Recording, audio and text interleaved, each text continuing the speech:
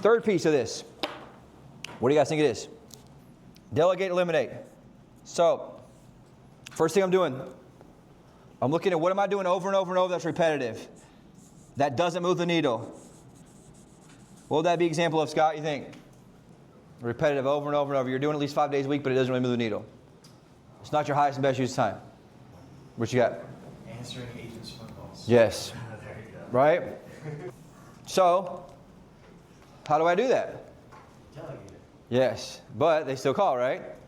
So then it goes back to last week, where do I get kind of fed up and what I'll tolerate and how do I get that bar? So, hey, if I need to make sure I change the voicemails, hey, look, here's the deal. I need you to do me a favor. You're calling about a listing, right? What you kind of got in your voicemail, make sure you call the office right now. I need you to call them, speak to the listing coordinator, right? If they text me about it, when I bash my time, hey, no problem, appreciate that. Please call the office talk to the listing coordinator, ask the listing coordinator, right? And then, let's say I get 5 calls. Listing coordinator can probably answer at least 3 of those in most cases, right? The other 2, I'm going to say, look, try to call the seller, figure out what the answer is, let me know.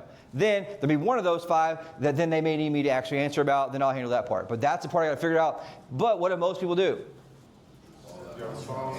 You answer the 5 calls because, it's quicker to handle the 1 call until you do 5 of them. And until you do 5 of them 5 days a week, right? And then you do them next 5 days that next week and you just missed out on multiple hours of productivity time, reactionary stuff like, where's the lock box, right? This thing rented, like whatever it is, right? You got to make sure that you're constantly, you get 10 questions, how many of them do you think are absolutely just ridiculous? 9 out of 10 are ridiculous, right? So I understand that, and is it not bringing me now? I want to be a great agent to work with, obviously, but I'm not here to babysit, right, when they don't have any guidance to their own brokerage. And I see that a lot, right? There's people who are out of town wanting us to show their listings for them. They want us to show our listings to them because they won't have anybody in their office to show it to. So their lack of guidance in their broker is not my problem. Now, if it's a legitimate question, I'll make sure it gets answered, right? I want to make sure that but I can't be here to babysit. And that's one thing I first learned when I had a lot of listings, particularly in foreclosures, right? So that's the key part there. I want to make sure the second part of that, so I'm identifying what am I doing that's repetitive that I have to make sure I delegate. Now, let's say I'm delegating and it's not working very well, right? Like they're still calling me for stuff. That means I need to work directly with who? Who I'm delegating to and say, here's the deal. When somebody calls about this, XYZ, or emails this, XYZ, and I email and forward you the email from me, I need you to make sure it gets handled within a short amount of time, and I get CC'd on the response back, or we got a major problem. Are we on the same page with that? Yes, right? If I have somebody calling me about it, I can't call new deals to get more listings. I need to make sure you answer the question and reach out proactively to get it done. Make sense? But that comes from doing what? Setting and managing the standard, right? Very important. Now, what do most people do? They forward it to them, or they expect them to make the call. The call doesn't get made, and then they get frustrated without really clearly communicating where the disconnect was, and that person may not know that they're expecting you to do that certain thing. Does that make sense? So it's very important that I delegate, but at the same time, I got to make sure that I own the delegation. And there's a constant breakdown. They'll come to me, we'll work through it, but typically there's something wrong with the handoff in many cases, or the expectations of the person you're delegating to, they're not being managed proactively. Does this make sense? Yeah. Obviously, we don't have to deal with much of this on the buyer side, but we do have agents that call the money phone and stuff like that. Typically, I try to find the information. Do you want to just send everything over? Like a money phone interested, like if it's something based like that, that's a little different than like calling listing agent over and over for something. But obviously, if it's a basic answer, yes, you want to try to get it because some of those are consumers. Like I want the consumer to feel good, right? Yeah. Obviously, you want to direct most. Because here's the thing, the agents shouldn't even have that number, right? And most of the time, if it's a buyer, obviously we're going to try to look for it. But if it's like there are other agents, I get it. Oh, yeah, multiple times a day, right? I get it. Or why is this not? I put in a short time request and it's still not accepted. Like stuff like that. Just send that over to Presley. Yeah, direct. And obviously, if you got time, trying to help out in that scenario, right? Same thing. And then here's the thing. If you guys have the closing coordination side, typically a delegation comes in closing coordination, right? Where question about closing, how do you have this handled? So you want to delegate and work with the person who's doing closing coordination, whatever it is. Now, a lot of you in here can get to a point where you have a virtual assistant, right? That's where that part comes in. Some can have 2 or 3 virtual assistants. Does that make sense? Like, it's super important. Like, if you just did this part right, you could leverage a lot more. I'm reading a book now that's called The Freedom Agent. I think I shared some of it. They're like how to have 5 different VAs for a single agent. That's getting a lot of stuff done. Social media stuff managing for them, video content for them, all their client care is being leveraged that way, all their closing coordination handled that way, all their virtual assistants at much less $1 per hour. But that's something you all should be searching for, and I can help you with. It's like, how do I get to the point where I have a VA who helps me do a lot of this stuff? Putting contract packages together for you, all that stuff can be done. Make sense? Very important to look at in that scenario.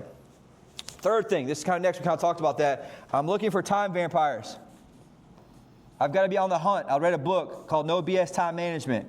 Very powerful. I think everybody should go back and read it every year. It's called No BS Time Vampires. And Dan Kennedy says he wants you to visualize people who take your time as they're on your back or around your neck with their arms sucking the blood out your neck, right? Because that's what they're doing to your productivity when you're constantly doing that. Who are these people? Co-workers who are avoiding, here's the deal. If a co-worker's talking to you a lot, what are they doing? They're avoiding the friggin' work, period. Now, I'm cool with talking and doing certain things. What's up? High five. But like if I'm sitting there during dial time talking about a bunch, what's that person really doing? Avoiding the work.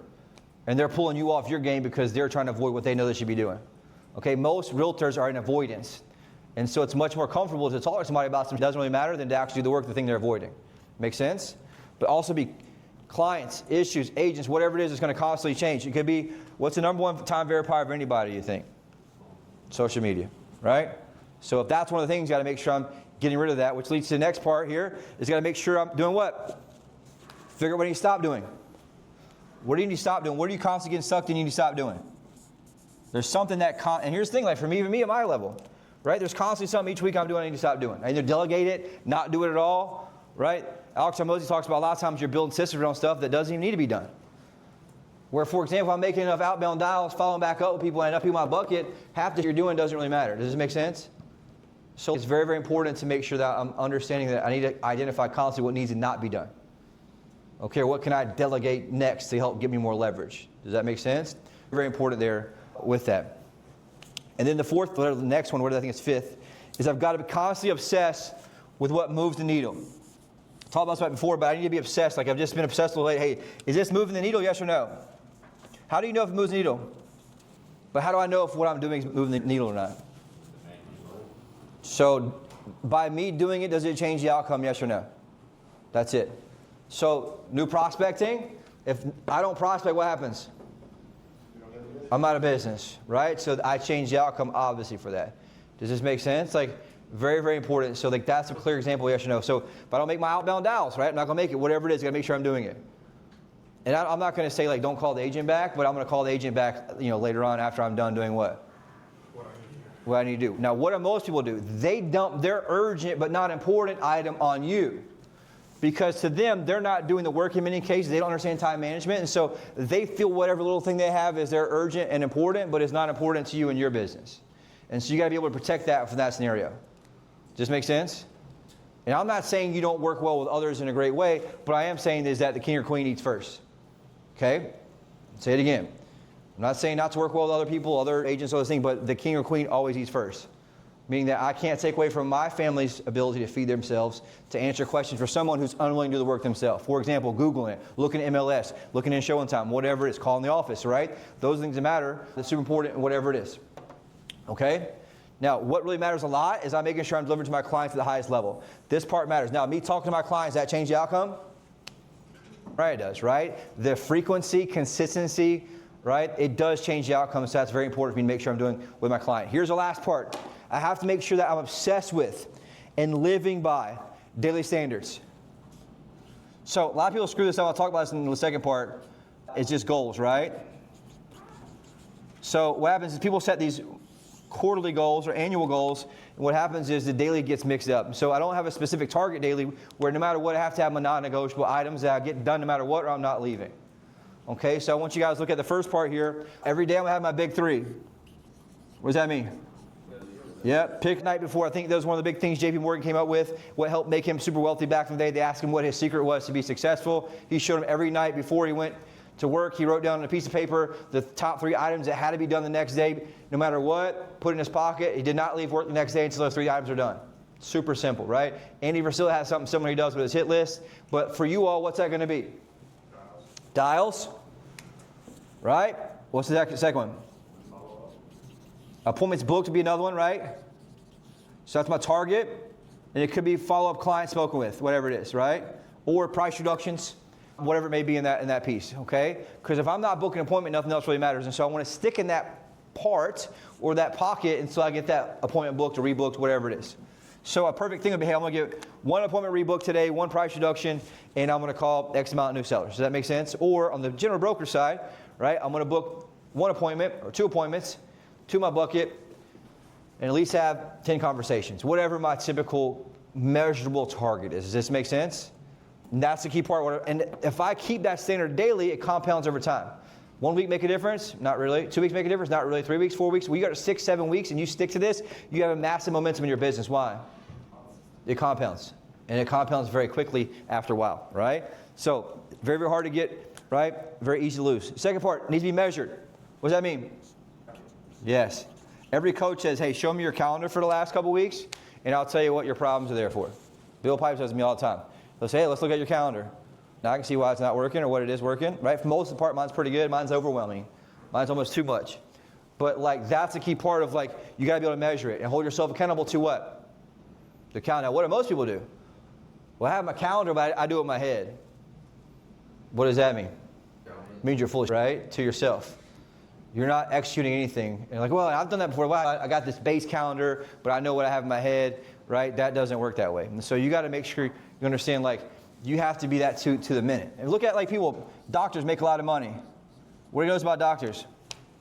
They're booking 6 months out to the minute in a 20-minute block for hundreds and hundreds and hundreds and hundreds of people. And guess what? I'm showing up 6 months later, in my case 3 months later, to the exact minute, and guess what?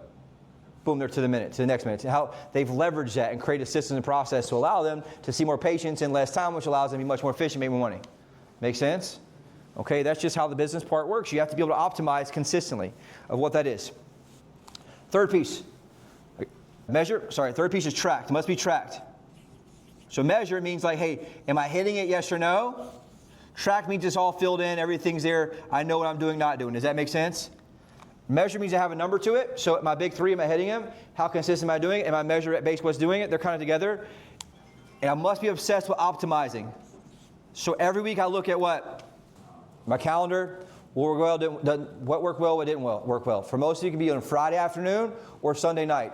I've gotten really dialed in again on my Sundays. I look back at the last week, where did I screw up at, what cost me the most, what I need to make sure I'm focused on this next week. What I've noticed a lot lately, especially in a difficult market, very few things matter.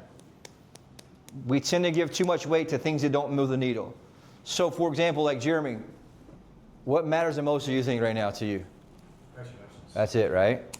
That changed your whole life. If I master that and get that dialed in, that's number one no matter what every single week, right? And then the second part of that's going to be improving my conversion, listing appointment conversion, and having them pre-frame the right prices, because it's going to be a lot worse, I think, in Q4 in terms of listings conversion, right? Very important, okay? So I'm constantly doing what? Optimizing. Now, I've got to be able to have a measure calendar where it's got to be filled out with what I actually did for me to go back and do what? To optimize it, right? So if I don't have the calendar to look at, and it's not accurate, where I can't trust it, where I can't pull up your calendar, look at it and say, is this real or not? Then guess what? I can't optimize it. Why? I'm just going off vibes and feeling rather than what I'm doing here. Same thing, Joe. Same thing with you, right? I've got to be able to stick daily to what? New business, right? My ones that no-showed, the ones that have tasks, the ones that made in 2 or 3 calls to get there, right? I must have the ones in the back end that are super important for me to make sure I'm calling consistently, right? The ones that no-showed, the ones that didn't answer. There's a bunch that we have that are different. The ones that are AI booked and we were able to get in touch with, like there's got to be these time blocks so I'm making sure I'm hitting everybody. Otherwise, I just stay in this linear pursuit and I'm not maximizing my time to the highest value targets. Does that make sense? So think about war. I can sit on top of a building and just shoot my machine gun anywhere, or I can sit there with a sniper rifle and knock everybody out. Which one's more effective? Every single time, right? And so you want to be the sniper who's looking at what you're hitting consistently to make sure you're doing that. And last thing that this makes this work overall is I must have what? What do you think ties all this together? The glue. Get what's another word for that? Consistency. Right? This doesn't matter. So if I'm consistent, my time block 3 out of 4 weeks, not going to move the needle a whole lot. Now, if I'm consistent for 3 or 4 or 5 back to back to back, then I go 3 or 4 or 5 back to back to back. All of a sudden, I start to see results, start to compound. I start to minimize the cracks. Most of you all have a lot of what you call holes in your bucket. Our goal there is you want to be obsessed with the holes in the bucket. What makes me a good business operator is I don't really look at the wins. I'm looking at what? The holes in the bucket. The wins are expected, right? Winning is expected. I wouldn't play the game if I didn't expect to win, but I want to win at the highest level, which means I'm obsessed with where the holes are in the bucket. Okay? That's why I get on a lot of you guys sometimes, because I'm looking to fill the holes in the bucket because I see more opportunity for you. Does it make sense? It's important. Anthony, what are you hearing right now?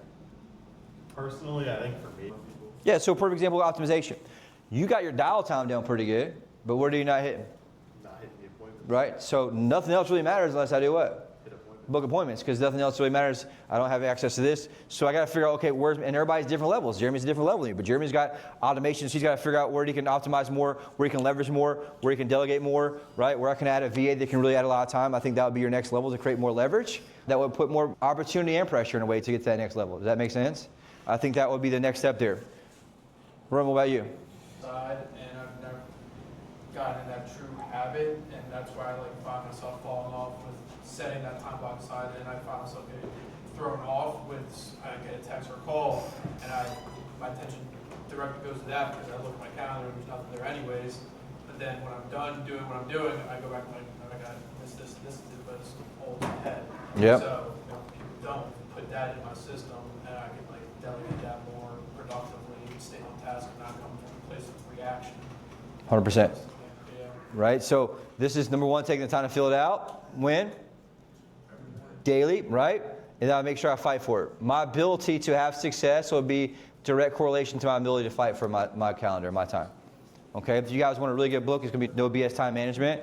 I've read the book probably 20 times about Dan Kennedy. He's one of my mentors. I was in his coaching group for years, and he's very powerful. So he's called the #1 millionaire maker in the world for a reason. Questions about that? Is that helpful? It's week 2 on that part, but I think everybody can get better.